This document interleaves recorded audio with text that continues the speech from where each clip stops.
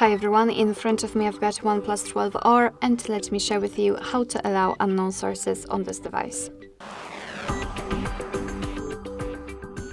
So let's start with opening the settings, and here we have to scroll to find security and privacy. Then let's scroll down and tap on more security and privacy and localize installation sources.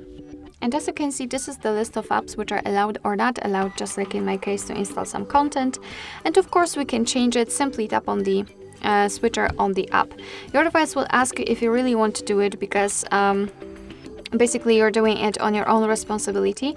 Some third-party apps aren't verified by the developer, so you may put your data and actually whole device at risk, so remember about that and choose the apps wisely. So just tap on allowed to confirm everything, and from now on the Chrome is allowed to install some content.